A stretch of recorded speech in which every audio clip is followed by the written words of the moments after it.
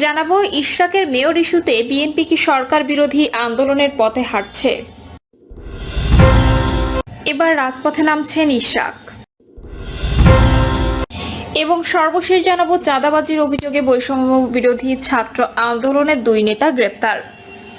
শুনছিলেন সংবাদ শিরোনাম, এবারে বিস্তারিত।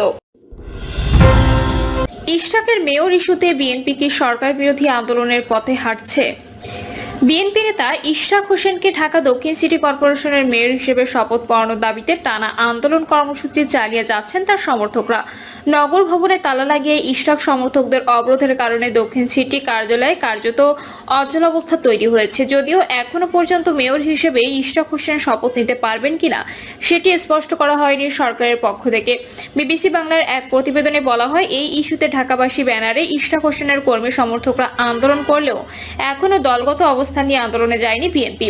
তবে এই দাবি মানা না হলে বৃহত্তর আন্দোলনের হুঁশিয়ারি দিয়ে বক্তব্য দিতে দেখা গেছে বিএনপি সিনিয়র নেতাদেরও। বিএনপির স্থায়ী কমিটির সদস্য সালাউদ্দিন আহমেদ বলেছেন, আমরা এই ন্যায্য আন্দোলনের পক্ষে আছি, প্রয়োজনে দলগতভাবে এই আন্দোলনে আমরা সমর্থন দেব। এদিকে নগর ভবন অবরোধ কর্মসূচি চলাকালে অন্তর্বর্তী সরকারের স্থানীয় সরকার উপদেষ্টা আসিফ মাহমুদের পদত্যাগের দাবি জানাতে দেখা যায় ইশরাকের সমর্থকদের। ঢাকায় এক কর্মসূচিতে যোগ দিয়ে উপদেষ্টা আসিফ মাহমুদ বলেন, একদিকে মামলাটা বিচারাধীন, অন্যদিকে আইনগত জটিলতার সামনে এসেছে, সেগুলো সমাধান হলো আমরা কোনো একটা সিদ্ধান্তের দিকে যাব। বিশ্লেষকরা বলেছেন, ঢাকা দক্ষিণ সিটির মেয়র পদটিকে জাতীয় ইস্যুতে পরিণত করে যে আন্দোলন হচ্ছে, এটি বিএনপির একটি রাজনৈতিক কৌশল। গত 27 মার্চ ঢাকা নির্বাচনী ট্রাইব্যুনালের আগে ফল বাতিল করে বিএনপি নেতা ইশরাক হোসেনকে ঢাকা দক্ষিণ সিটি কর্পোরেশনের মেয়র ঘোষণা করে।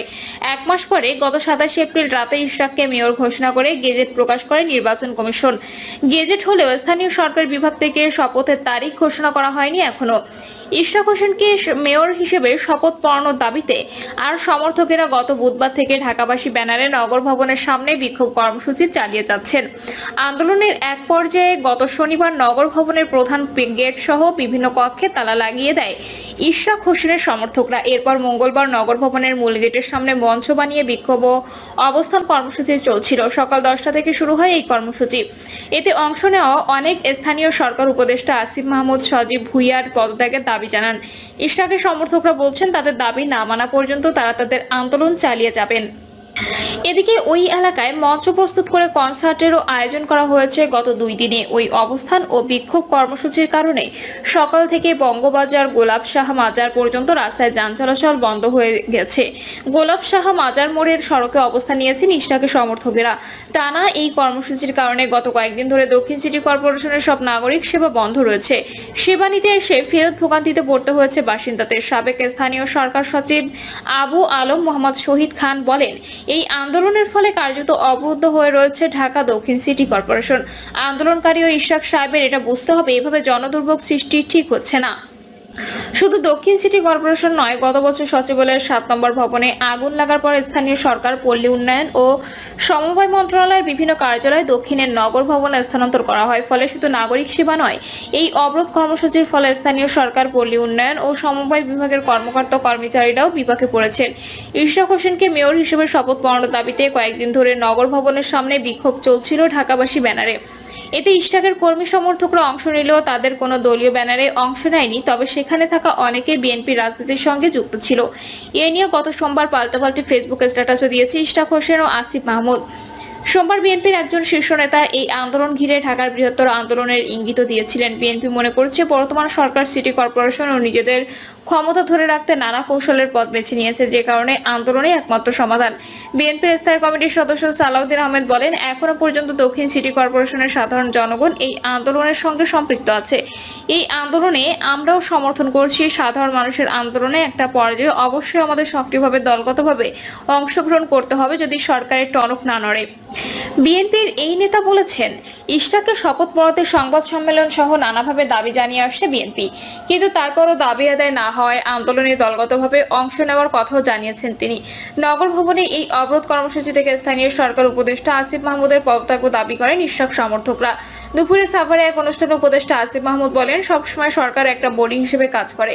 এখানে ব্যক্তিগত সিদ্ধান্ত নেওয়ার সুযোগ নেই, বিশেষ করে এ ধরনের বড় ইস্যুগুলোতে।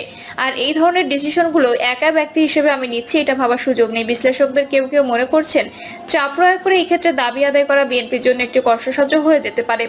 স্থানীয় সরকার বিভাগের সাবেক সচিব আবু আলম শহীদ খান বাংলাকে বলেন, এই আন্দোলনের মধ্য দিয়ে ইশরাক সাহেব শপথ নিতে পারবেন না। আমার মনে হয় এই আন্দোলন করে সরকারকে শপথ গ্রহণে বাধ্য করা যাবে না। 2020 সালের 1 ফেব্রুয়ারি অনুষ্ঠিত নির্বাচনে আওয়ামী লীগের শেখ ফজলে নূর তাপস বিএনপির ইশরাক হোসেনকে প্রায় 2.25 লাখ ভোটে পরাজিত করেন। তবে চলতি বছরের 27 মার্চ একটি নির্বাচনী ট্রাইব্যুনাল সেই ফল বাতিল করে ইশরাক হোসেনকে বৈধ মেয়র ঘোষণা করার রায় দেন। এর প্রেক্ষিতে 27 এপ্রিল নির্বাচন কমিশন ইশরাককে মেয়র ঘোষণা করে গেজেট প্রকাশের পরদিন সুপ্রিম কোর্টের 2 জন আইনজীবী একটি লিগ্যাল নোটিশ দেয়। পরদিন 28 এপ্রিল সুপ্রিম কোর্টের আইনজীবী মোহাম্মদ মামুনুল রশিদের পাঠানো একটি লিগ্যাল নোটিশে আলোচিত রায় ও শপথ অনুষ্ঠান নিয়ে অনিয়মের অভিযোগ তোলা হয়। এ নিয়ে রিট করা হয় হাইকোর্টে। কমিশনের দেওয়া গেজেট স্থগিত চেয়ে রিটের ওপর মঙ্গলবার শুনানি অনুষ্ঠিত হয়। নিয়ম অনুযায়ী নির্বাচন কমিশন গেজেট প্রকাশের পর স্থানীয় সরকার মন্ত্রণালয় শপথ অনুষ্ঠানের আয়োজন করে, কিন্তু এই শপথের তারিখ ঘোষণা ঘিরেই আন্দোলন চালিয়ে যাচ্ছে ইশরাক সমর্থকরা।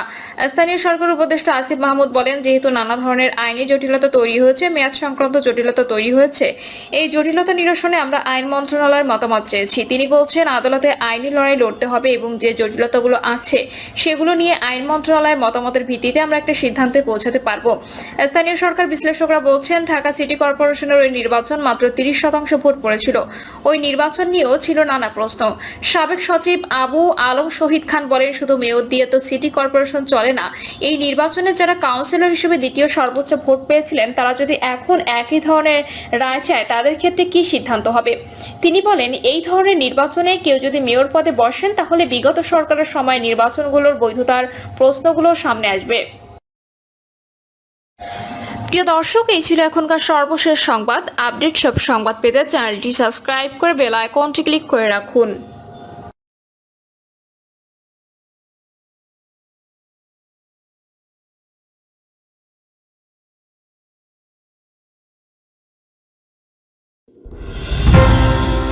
এবার রাজপথে নামছেন ইশরাক।